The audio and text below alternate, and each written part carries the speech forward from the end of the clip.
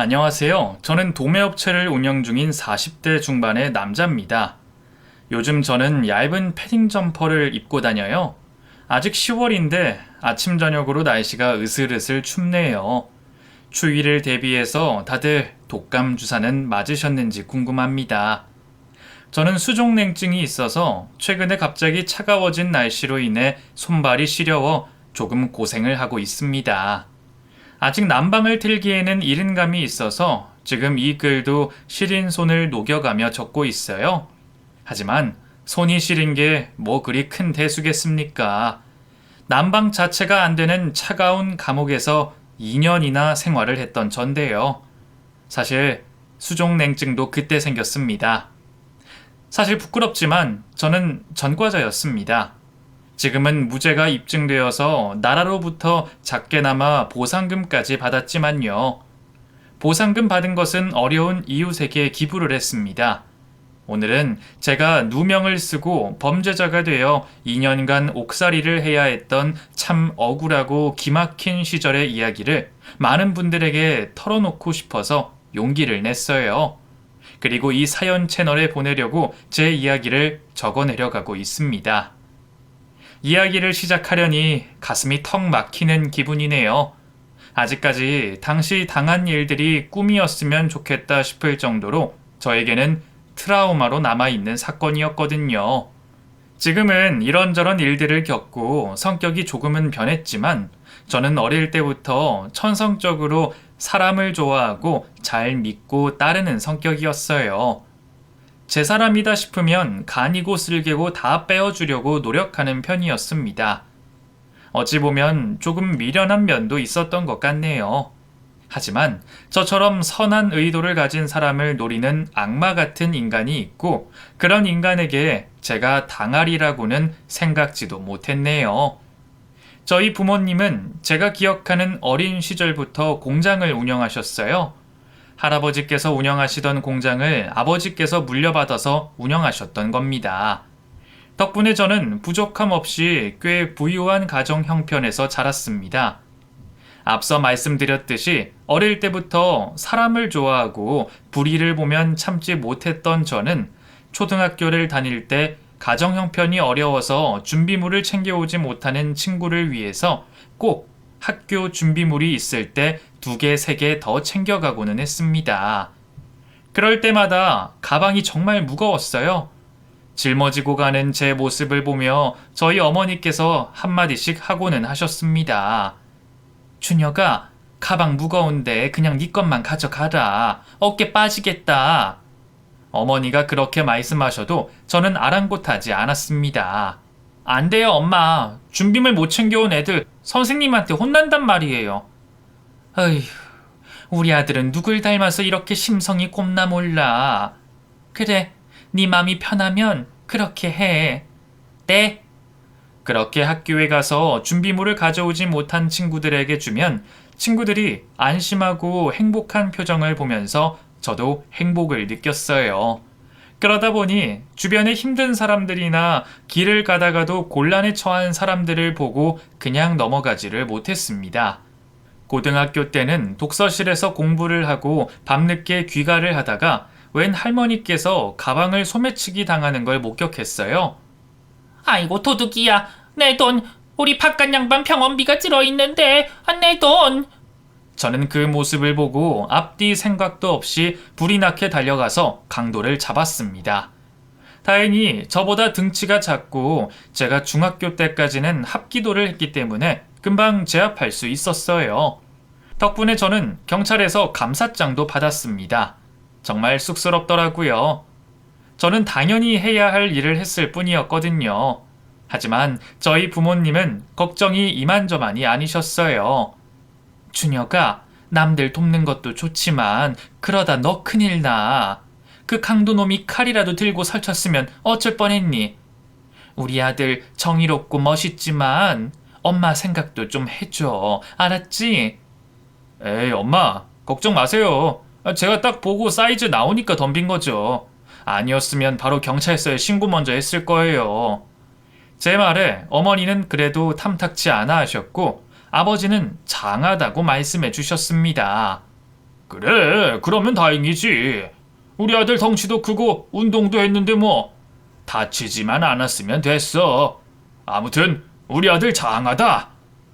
대학을 졸업하고 나서는 부모님께서 본인들 공장에서 일을 하기를 바라셨지만 저는 왠지 그게 부당하다는 생각이 들었어요.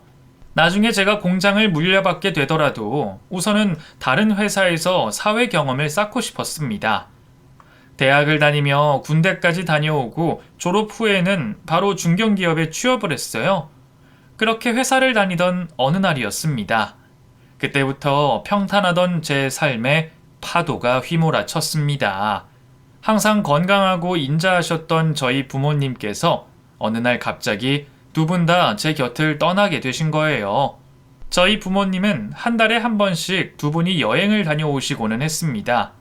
그날도 주말이었고 두 분이 전라도로 여행을 가신다고 하셨어요.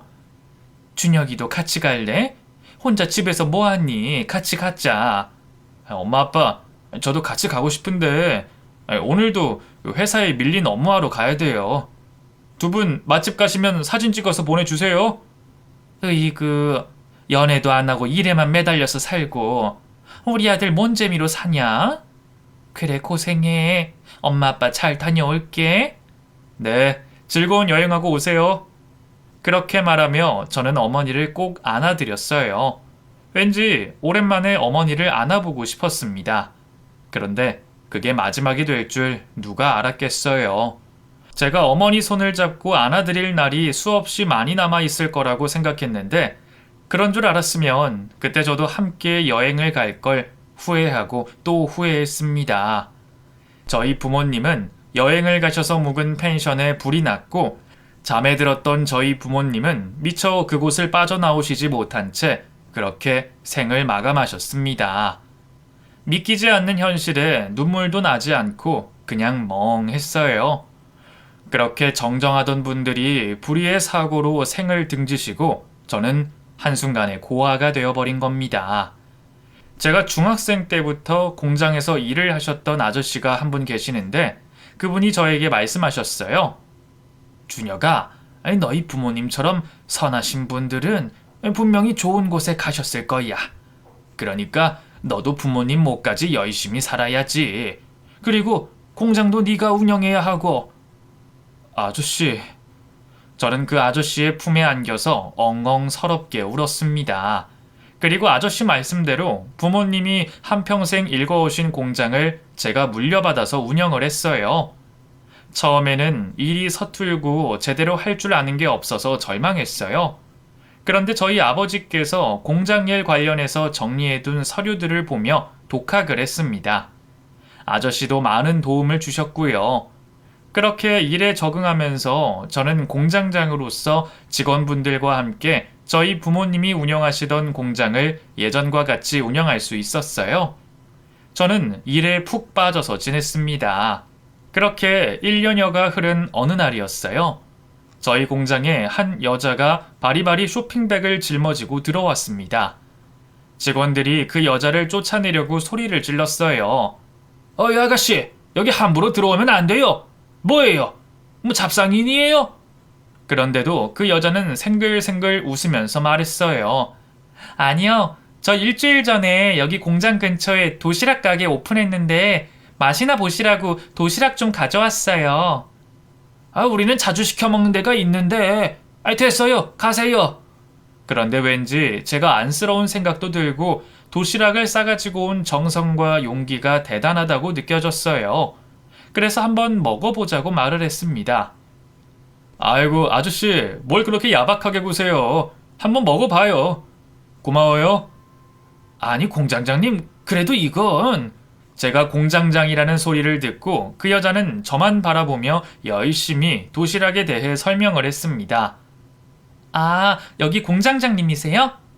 와, 공장장님이 이렇게 젊으세요? 제가 만든 도시락 믿고 드셔도 돼요. 저희 부모님이 만드신 유기농 야채로 정성을 다해 만들었거든요. 한번 드셔나 보세요. 여기요. 첫인상이 정말 좋았어요. 자기 일에 자부심도 가지고 그렇게 발로 뛰며 노력한다는 점에서 멋있게도 느껴졌습니다. 그래서 저는 받아들고 돈을 주려고 했어요. 감사합니다. 제 또래 같으신데 열심히시네요.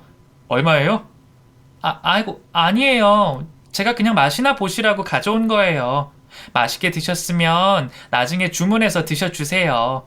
그럼 저는 가볼게요. 저희 가게 바로 이 옆골목에 있어요.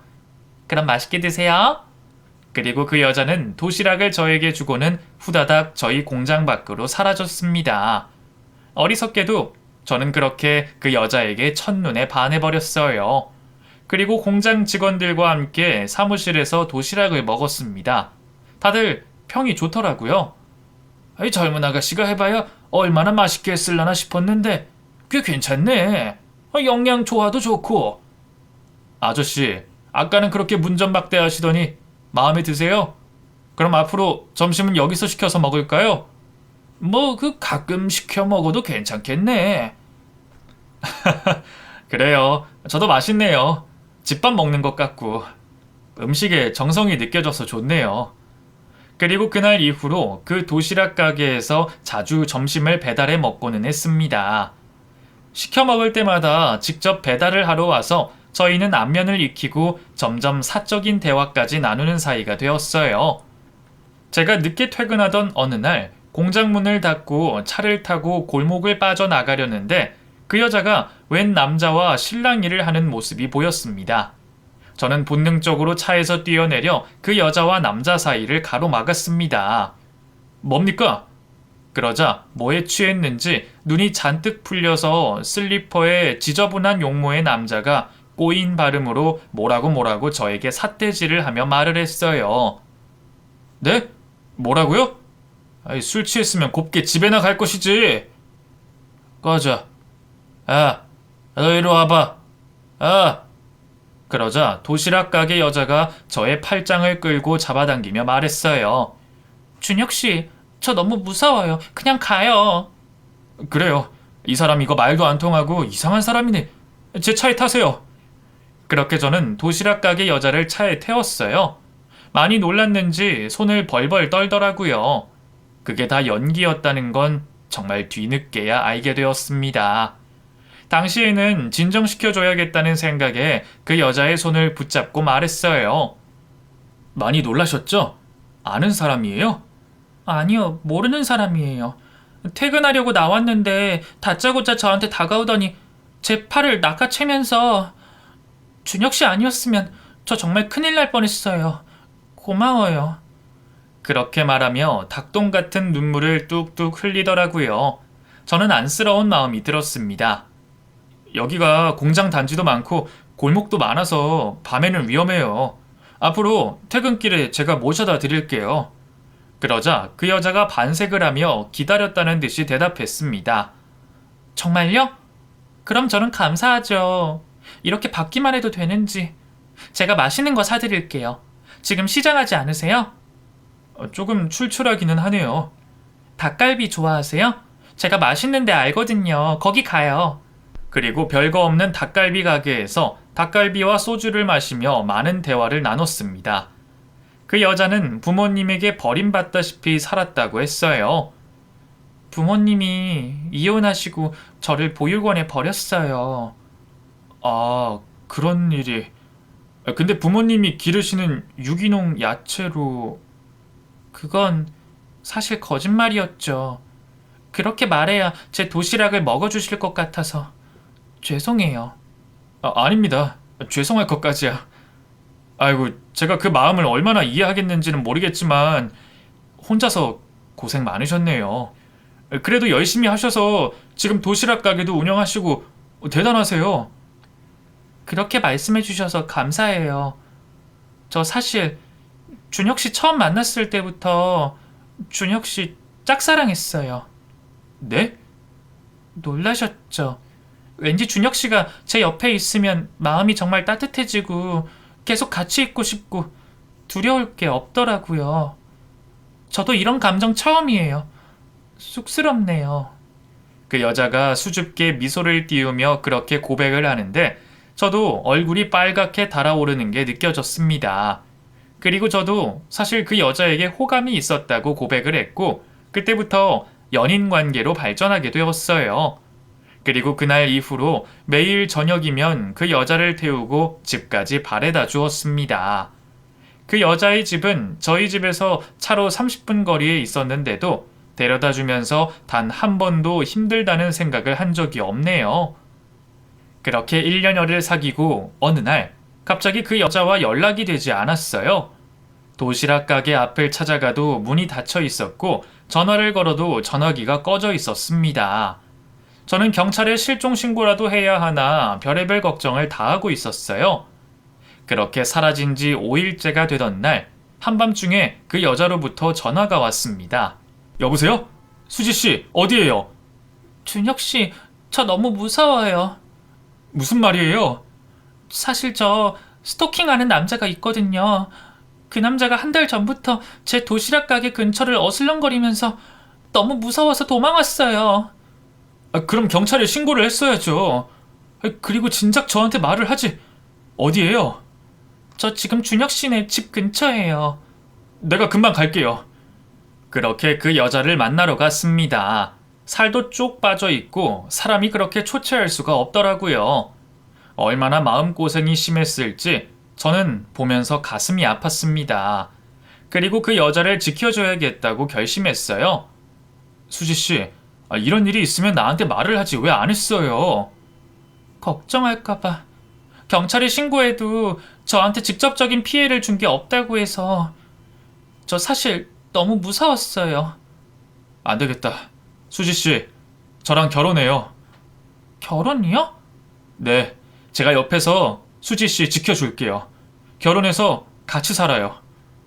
준혁씨, 고마워요. 그렇게 저희는 결혼을 하게 되었습니다. 식은 조촐하게 올렸어요. 그 여자가 자기는 친구도 없고 부모도 없어서 식을 올리고 싶지 않아 했지만 저희 공장 식구들이 식은 올려야 한다고 성화여서 간단하게 치렀습니다.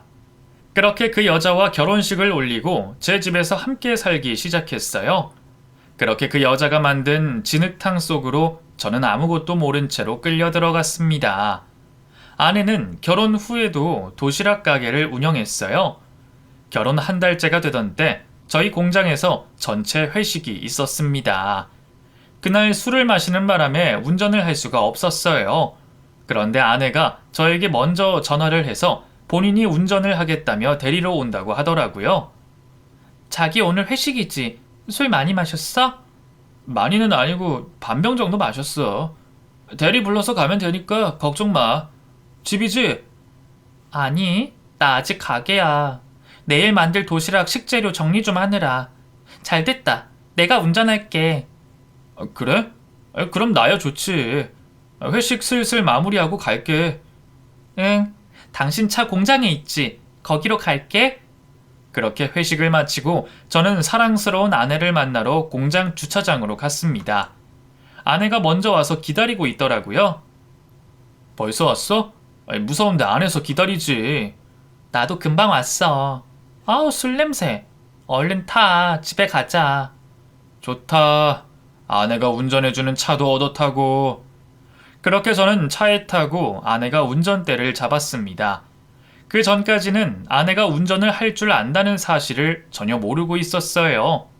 되돌릴 수 있다면 저는 그날로 되돌아가고 싶습니다. 그리고 절대로 그런 결정을 다시 하지는 않을 거예요. 그렇게 아내가 운전하는 차를 타고 저는 깜빡 잠이 들었습니다. 그리고 얼마나 시간이 지났을까 쿵 하는 소리에 번쩍 눈이 떠졌어요. 아내는 고개를 푹 숙이고 있었고 저희가 탄 차 앞에 웬 남자가 피를 흘리며 쓰러져 있었습니다. 수지야, 뭐야? 사고 난 거야? 사람 쳤어? 여보, 오빠, 나 어떡해? 저 사람이 갑자기 뛰어들었어. 저 사람 죽었으면 어떡해? 얼른 나가보자. 제가 차에서 나가려고 하자 아내가 제 팔을 붙들고 말했습니다. 오빠, 나 사실 임신했어. 임신 5주차야. 오늘 그 이야기 하려고 했는데. 뭐? 정말이야? 수지야. 우리 아이 감옥에서 나을 수 없잖아. 오빠 나랑 자리 바꿔. 오빠가 운전한 걸로 해. 제발. 정말 임신한 아내가 경찰서에 끌려다니는 꼴을 볼 수는 없었어요. 당시에는 이성적인 판단이 불가능한 상황이었습니다. 그때는 차에 블랙박스도 없던 시기였고 사고가 난 곳에 CCTV도 없었어요. 목격자가 나타나기 전에 급하게 저와 아내는 자리를 바꿔 앉았습니다. 그리고 자리를 바꾸자마자 길 가던 사람이 사고가 난 현장으로 다가오고 있었어요. 저는 바로 119에 전화를 걸었어요.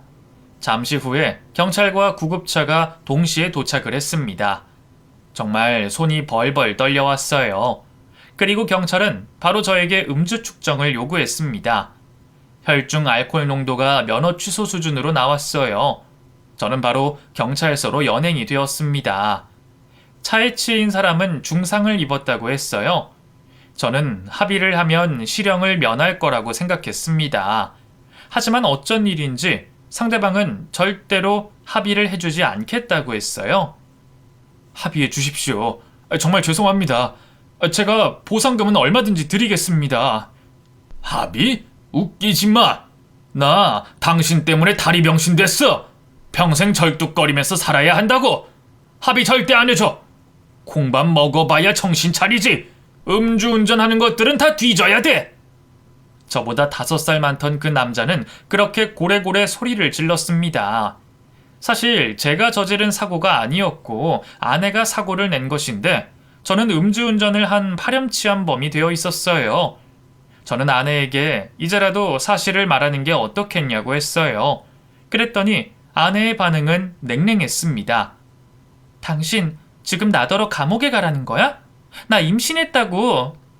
수지야, 네가 운전했다고 하면 감옥 가는 일은 없을 거야. 나는 술 마셔서 가중처벌 대상이잖아. 수지야, 나 감옥 가면 공장은 어떡해? 오빠, 미쳤어? 이제 와서 고백하면 오빠도 나도 가중처벌이야. 그러지 말고 그냥 다녀와. 내가 우리 아이 낳고 잘 키우고 있을게. 공장도 아저씨 계시잖아. 아저씨가 잘 봐주실 거야. 저는 진퇴양난에 빠졌습니다. 이러지도 저러지도 못하는 상황 속에서 합의도 못하고 실형 2년을 살게 되었어요.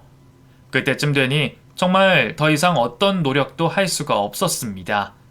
그냥 제 앞에 놓인 현실을 받아들여야 했어요. 그렇게 팔자에도 없던 감옥에 갇히게 되었습니다. 고등학교 때 경찰서에서 감사장을 받았던 제가 죄를 짓고 감옥에 갇힌 사실이 정말 믿을 수도 없고 허망하기만 했습니다. 교도소에서의 생활은 상상보다 훨씬 더 열악했어요. 그 안에서도 권력이 있고 서열이 있었습니다. 그래도 영치금을 넣어주는 아내 덕분에 사식도 마음껏 사서 같은 수감소에 있는 수감자들에게 괴롭힘을 당하지는 않고 살았어요. 그런데 그 생활도 6개월이었습니다. 6개월 후에 아내가 몇 달 만에 면회를 왔어요. 저는 아내의 배가 많이 나왔을 것이고 오랜만에 아내를 본다는 생각에 행복한 마음으로 면회실로 갔습니다. 교도관이 그렇게 좋냐고 물을 정도로 싱긋싱긋 웃고 있었어요. 그런데 면회실 바깥에 마주보고 앉은 아내는 저와는 다르게 표정이 딱딱하게 굳어 있었습니다. 수지야, 무슨 일 있어? 얼굴이 왜 그래? 나 오빠랑 이혼할 거야. 이혼 소송 중이고 오빠 수감 중이라서 어차피 내가 이길 거야. 재산 분할도 할 거고. 그 말 하려고 왔어. 저는 예상치도 못한 아내의 말에 머리가 멍해졌어요. 수지야, 장난치지 마. 우리 애는 너 왜 그래? 애 지웠어. 그리고 나 재혼할 사람도 있어. 내 행복 빌어줘라. 수지야, 내가 누구 때문에 여기서 이러고 있는데 너 정말 왜 그래? 하지만 아내는 차갑게 돌아서서 면회실 밖으로 나가버렸습니다. 저는 애꿎은 제 가슴팍만 주먹으로 내리쳤어요. 그제서야 제가 아내에게 속았다는 걸 알아차렸습니다. 그제서야 말이에요. 그게 다 계획된 것이었다는 걸 깨달았어요. 그때부터 배신감에 치를 떨었습니다. 아내와 처음 만났던 순간부터 제가 감옥에 가던 날까지 아내는 한 번도 저에게 진심이었던 적이 없다는 확신이 들었어요. 하지만 그 안에서 제가 할 수 있는 일은 없었습니다. 아내는 이혼 소송을 냈고 있는 이야기 없는 이야기를 다 지어내더니 결국 제 재산의 반까지 가져가 버렸습니다. 하지만 절대로 저희 부모님이 남겨주시고 간 공장을 빼앗길 수는 없었어요. 공장을 제외한 전 재산을 그 사기꾼 년에게 다 빼앗기고 저는 1년을 더 수감 생활을 해야 했습니다. 고맙게도 공장 아저씨께서 저에게 꾸준히 영치금도 넣어주시고 면회도 와주셨어요. 그리고 아내가 재혼한 상대가 이름만 대면 다 아는 준재벌의 손자라는 사실도 알게 되었어요. 땡땡기업 손주랑 결혼을 했더라. 어떻게 그럴 수가 있냐? 아저씨, 저 정말 억울해요. 걔가 어떻게 저한테 이럴 수가 있어요. 다 꾸며낸 거였던 것 같아요. 모두 걔가 이렇게 되도록 설계한 거예요. 그러게 말이다. 나도 어이가 없다. 그렇게 착한 얼굴을 하고 너한테 죄를 뒤집어 씌우고. 아휴, 내가 그 못된 건 무슨 꿍꿍이로 그랬는지 한번 알아볼게. 아니에요, 아저씨. 수고스럽게 그러지 마세요. 감사해요. 저 없이 공장 운영하시느라 힘드시죠? 그래, 얼른 나와라. 다들 기다리고 있어. 저도 얼른 사회로 돌아가고 싶었습니다. 그리고 제 누명을 벗고 전 아내에게 복수하고 싶은 마음뿐이었어요. 하지만 시간은 정말 더디게 갔어요. 그리고 출소를 2개월쯤 앞뒀을 때 저희 방에 새로운 범죄자가 들어왔습니다. 들어올 때부터 눈빛이 심상치 않더라고요. 저희 방 방장이었던 조폭이 말했어요. 이거 딱 봐도 뽕쟁이구만. 너 뭐했냐? 필로폰? 그러자 그 마약쟁이가 고개를 끄덕였습니다. 그런데 그 사람의 눈빛을 보니 떠오르는 게 있었어요. 아내와 결혼을 하게 된 결정적인 계기였던 아내를 쫓아다니던 스토커놈의 모습이 제 머릿속을 스쳐 지나갔습니다.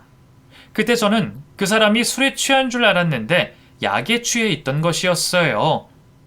마약 사범들을 서로서로 아는 사람들이 많다고 해서 저는 지푸라기라도 잡는 심정으로 그 사람에게 제 아내의 사진을 보여주며 물었습니다. 이 사람 혹시 알아? 본 적 있어? 그러자 마약쟁이가 씩 썩소를 날리며 말했어요. 형씨도 당했구먼. 얘 유명해. 나도 인연한테 마약 샀으니까. 뭐라고? 그리고 저는 그 마약쟁이로부터 전 아내의 감추고 있던 숨겨진 뒷면을 다 알 수 있게 되었어요. 제가 당한 수법을 말하지 않았는데도 마약쟁이는 술술 읊어댔습니다. 그거 걔 특기야. 형씨 어쩌다 그런 년한테 걸려서 안 됐네. 그년이랑 한패거리로 다니던 똘마니 놈 하나 있었는데 아마 형씨가 친 게 걔 아닐까 싶네. 그제서야 모든 수수께끼가 풀리는 듯 했습니다. 지금이라도 전 아내의 범죄를 까발리고 감옥에 쳐놓고 싶었지만 제가 묶인 몸이었고 곧 출소를 앞둔 상황에서 뭔가 일을 저지르는 수밖에 없었어요. 저는 출소날이 될 때까지 저희 방에 있던 마약쟁이로부터 많은 정보를 수집했습니다. 아내의 실체는 정말 끔찍했어요. 어릴 때부터 유흥업소에서 일했던 아내는 거기서 마약범죄단 조직을 알게 되고 마약 밀반입부터 판매에서 사기까지 온갖 범죄를 저지르고도 미꾸라지처럼 빠져나가며 살다가 준재벌 손자와 결혼까지 한 겁니다. 아마 그 새끼도 약쟁이일 거예요. 아니다, 100%. 아내가 재혼한 준재벌도 약쟁이일 거라고 제 교도소 같은 방에서 수감 생활을 한 마약쟁이가 말했습니다. 그리고 저는 비장한 마음으로 출소를 했습니다. 출소를 하자마자 건네받은 연락처와 주소지로 아내의 내연남을 찾으러 갔어요. 다 쓰러져가는 주택가의 반지 앞방 문을 두들기자 이미 한 번 봐서 알고 있는 남자가 얼굴을 내밀었습니다.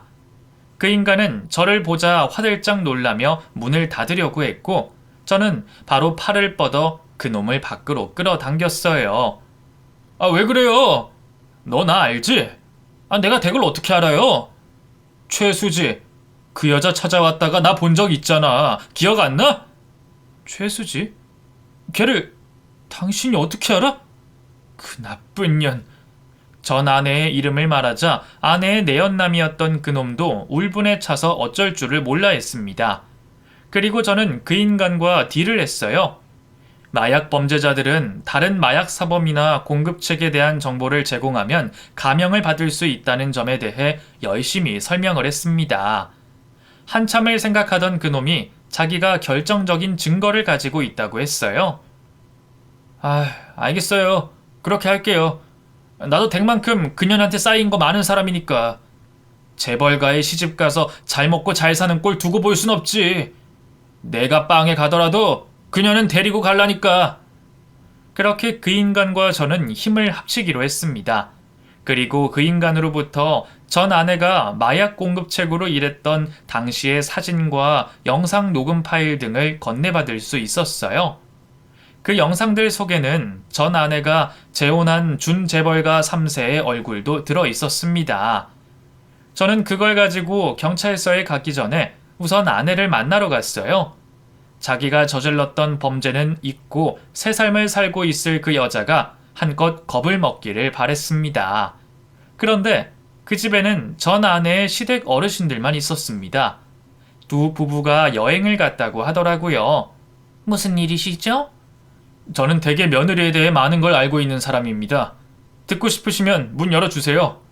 그러자 문이 열렸고 저는 그 대저택으로 한참을 걸어 들어갔습니다. 한눈에 봐도 부티가 좌알잘 흐르는 중장년의 남자와 여자가 어리둥절한 표정으로 저를 바라봤어요. 우리 수지가 뭘 어쨌다고요? 제 전 와이프이자 지금 댁의 며느리가 사실은 아주 추악한 여자라는 걸 지금부터 말씀드릴게요. 그리고 댁의 아들도 그 여자한테 꿰어서 지금 어떤 꼴이 됐는지 한번 확인해 보세요. 그리고 저는 제가 준비해간 증거 영상을 차례대로 보여줬습니다. 영상을 보면서 기가 막힌 표정으로 입을 다물지 못하고 넋이 나가더라고요. 이게 우리 아들이 마약을 했다고? 그것도 2년 때문에? 그러긴 내가 뭘 했어. 결혼 반대하자고 했잖아. 형원이가 그렇게 아득바득 우기는데 그럼 어떡해? 이거 세상에 알려지면 큰일 날 텐데. 어떡하나? 어떡해? 방법은 두 가지입니다. 제가 그렇게 말하자 두 사람이 두 눈을 땡그랗게 뜨고 저를 바라봤습니다. 하나는 댁의 아드님이 마약에 절여져서 산 철부지 재벌 3세로 남게 하는 것. 다른 하나는 댁의 지금 며느리가 모든 걸 사주하고 댁의 아드님을 꼬여내어 마약에 찌들게 만든 피해자로 만드는 것. 둘 중 뭘로 하실래요? 당연히 두 번째지. 그게 사실이고. 네, 그럼 두 분도 변호사를 쓰든 뭘 쓰든 해서 꼭 그 인간 같지도 않은 그 여자 죗값 받게 해주세요. 만약에 아드님이 마약 사범이라는 사실까지 숨기려 드시면 저는 그 사실도 다 세상에 알릴 겁니다. 그럼 저도 제 나름대로 힘쓰겠습니다. 그렇게 말을 하고 저는 그 집을 빠져나왔습니다. 그리고 바로 경찰서로 직행해서 제가 가지고 있는 증거들을 모두 제출했어요. 저에게 정보를 준 전 아내의 내연남은 이미 제 발로 자백을 하고 경찰서에 들어간 후였습니다. 경찰서에서 나온 후에 저는 변호사를 만나서 제가 전 아내를 대신해서 누명을 썼기에 재판을 다시 받고 싶다는 이야기를 했습니다. 저는 전 아내가 저를 속인 증거들을 더 밝혀내려고 찾고 다녔습니다. 그리고 전 아내가 저에게 임신을 했다고 한 것도 거짓말이라는 사실이 밝혀졌어요. 바닥을 모를 만큼 끔찍한 여자라는 사실에 치가 떨렸습니다. 그리고 저는 제 공장을 지켜준 아저씨를 만나러 출소하고 나서도 한 달 만에 제 공장으로 향했습니다. 그 사이 직원도 많이 줄고 거래처도 거의 다 떨어져 나간 상태였어요. 준혁아, 그 아저씨가 어떻게든 버티려고 했는데 이렇게 돼서 미안하다. 아니에요, 아저씨. 그동안 고생 많으셨어요. 감사해요. 그 어떻게 그 못된 년은 감옥 보낼 수 있어? 보내야죠. 제 인생 망친 그 여자 어떻게든 죗값 치르게 할 거예요. 그렇게 아저씨와 대화를 나누고 공장을 나서다가 저는 공장 앞에 서 있던 전 아내를 보고 놀라 자빠질 뻔했습니다. 네가 여기에 왜 있어? 오빠, 어떻게 나한테 그럴 수가 있어? 그게 뭔 소리야? 누가 할 소리를 누가 하는 거야? 야, 너 어디까지가 진실이었냐? 처음부터 계획하고 나한테 들러붙은 거지? 제가 흥분해서 소리를 지르는데도 전 아내는 아무런 동요 없이 피식 웃으며 대답했습니다. 아직도 내가 조금은 진심이었기를 바라고 있나 봐? 그래, 너 속이려고 처음부터 계획하고 덤빈 거야. 멍청한 놈.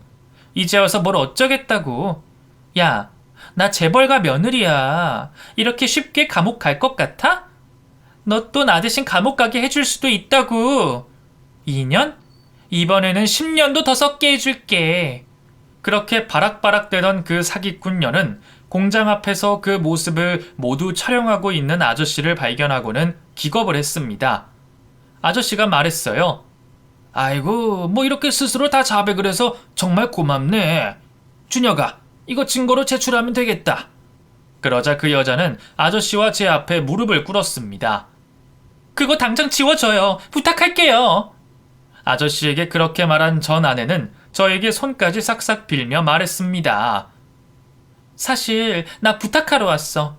근데 당신이 날 보고 범죄자 취급만 하니까 내가 속상해서 센 척한 거야. 제발 소송 취하해줘. 그런 일 없었다고 말해줘. 내가 당신한테서 가져간 재산은 다 토해낼게. 나 죽은 듯이 살게. 제발 도와줘. 나 지금 시댁에서도 쫓겨났어. 그런 전 아내에게 저는 최대한 냉정하게 대답했어요. 야, 최수지. 내가 이만큼 속았는데 또 너한테 속을 거라고 생각해? 정신 차려. 네가 여기까지 와준 덕분에 차고 넘치는 증거 중에 결정적인 증거까지 가질 수 있게 됐네. 내 누명 다 벗을 수 있게 됐어. 고맙다. 너 내 인생 조져놨지? 이제는 내 차례야. 네 거짓 인생 내가 전부 파탄 내줄게. 저는 그렇게 말하며 납작 엎드려서 대성통곡을 하는 그 마약 사범의 사기꾼년의 옆을 지나서 아저씨를 모시고 그 자리를 떠났습니다. 아저씨는 그 여자 옆에 침을 퇴 뱉으셨어요. 그리고 꽤 큰 마약 조직의 공급책으로 활동했던 그 여자는 재판에 넘겨졌습니다. 사기 혐의까지 더해져서 가중처벌을 받게 되었어요. 끝까지 본인은 죄가 없다며 오리발을 내밀었지만 그러기에는 그 여자의 범죄 증거와 증인이 너무 많았어요. 변호사가 저에게 말했습니다.